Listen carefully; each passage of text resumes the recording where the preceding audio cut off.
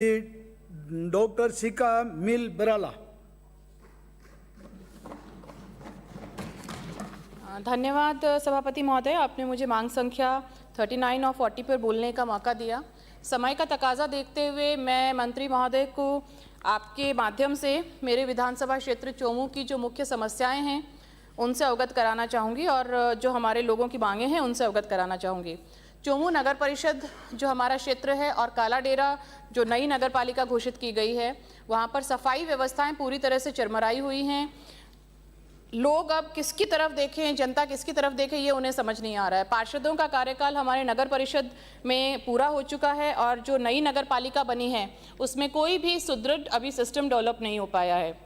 सफाई कर्मचारियों को हमने ठेके पर दे रखा है, उनके मानदेय उन्हें टाइमली नहीं मिलते, उनका भुगतान नहीं होता है। तो मेरा प्रश्न भी इस पे लगा था और मेरे आपसे पुनः निवेदन है कि जो सफाई कर्मचारी हैं उनकी जल्द से जल्द नियमित भर्ती की जाए और उसमें जो अभी संविदा पर लोग लगे हैं और जो पारंपरिक रूप से इस काम को करते हैं वाल्मीकि समाज के लोग, उन्हें इसमें प्राथमिकता दी जाए। चोमू शहर का समस्त कचरा संग्रहण वीर हनुमान जी पुलिया के पास लाल कुई जगह पर होता है और समस्त क्षेत्रवासियों की ये मांग है कि हमें एक नई लैंड अलॉट की जाए जो हमारे शहर और आबादी क्षेत्र से दूर हो। साथ ही टेम्परेरी सॉल्यूशन के लिए वहाँ पर एक चारदीवारी बनाई जाए ताकि वहाँ पर हमारी जो गौ माता हैं वहाँ पर इकट्ठी होती हैं वो प्लास्टिक और कचरे का सेवन ना करें। शहर की बढ़ती हुई आबादी को देखते हुए हमारे लोगों की मांग है कि वहाँ पर हमारे एक सीवरेज लाइन ज़रूर डाली जाए।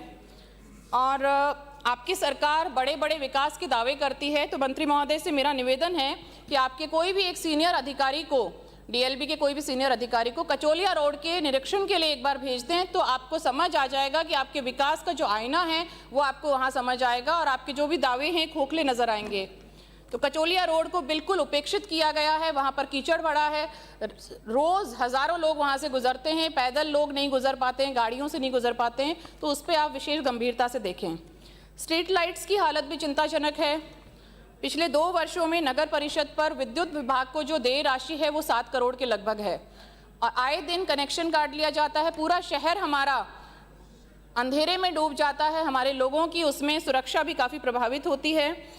और इन चीज़ों को देखते हुए हमें विचार करना होगा कि लोकल बॉडीज़ की जो रेवेन्यू है उसको हम कैसे बढ़ाएं।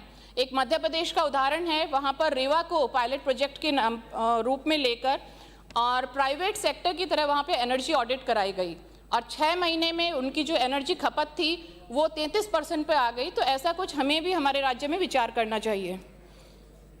CCMS सॉफ्टवेयर हमारे पास है पर उसका भी हम एक प्रॉपर यूज़ कर नहीं पा रहे। JDA की बात करें तो नाम तो विकास प्राधिकरण है पर हमें हमारे चोमू क्षेत्र में 3 पंचायतें पहले आती थी, मोरीचा, अनंतपुरा और जैतपुरा, कहीं भी हमें विकास दिखाई नहीं देता है। सड़कें बिल्कुल जर्जर हैं वहाँ पे। और अब तो JDA ने जो नया अपना नोटिफिकेशन निकाला है, एक तरफ काला डेरा तक, एक तरफ मालेरा तक, महार तक, गिनी चुनी पंचायतें हैं जो JDA के क्षेत्र से बाहर रही हैं। तो मेरा आपके माध्यम से सभापति महोदय निवेदन है मंत्री जी से कि हमें हमारे जो लोग हैं JDA के अंतर्गत आने के बाद में बिल्कुल उपेक्षित महसूस ना करें, वहाँ पे विकास कराया जाए।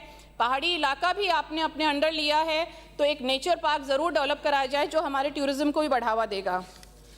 एक सड़क है हमारे NH52 से अनंतपुरा ग्राम तक जो जाती है, सभी लोग नेशनल हाईवे खाटू श्याम जी भी जाते हैं तो हमारे यहाँ से गुजरते हैं।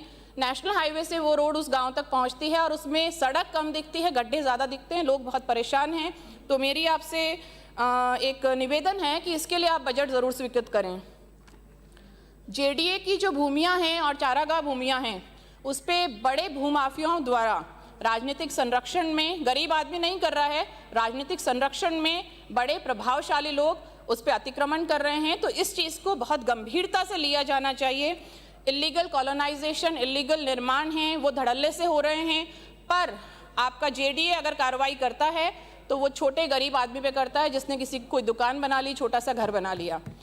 अवैध अतिक्रमण पे आप कार्रवाई करें, अवैध निर्माण पे भी करें, पर ये जो है ये ऊपर से नीचे होना चाहिए। ये नहीं कि हम गरीब आदमी पे कार्रवाई कर रहे हैं और प्रभावशाली लोग हैं और वो लोग अपना निर्माण जारी रख रहे हैं। माफ कीजिए, रेन वाटर हार्वेस्टिंग को हमारे सभी शहरी क्षेत्रों में सख्ती से लागू किया जाना चाहिए, क्योंकि जल संकट हमारे क्षेत्र के लिए तो एक बहुत बड़ी समस्या है और इस पे सब्सिडी जो नीति है उस पर भी विचार किया जाना चाहिए।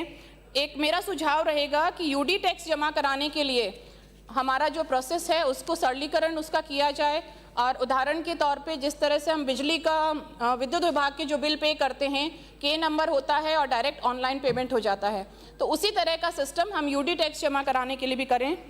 अंत में मैं आपसे आग्रह करती हूँ कि चोमू की हमारी जो ज्वलंत समस्याएं हैं, सभी नगरवासियों की समस्याएं हैं, उनको आप गंभीरता से लें और जहाँ जहाँ ज़रूरी बजट है वो तो दें ही, और इसके साथ में जो हमारा क्षेत्र का सौंदर्यकरण है उसको भी आप ध्यान में रखें। आपने मुझे बोलने का वक्त दिया, बहुत बहुत धन्यवाद। श्री राधेश्याम जी बेरवा।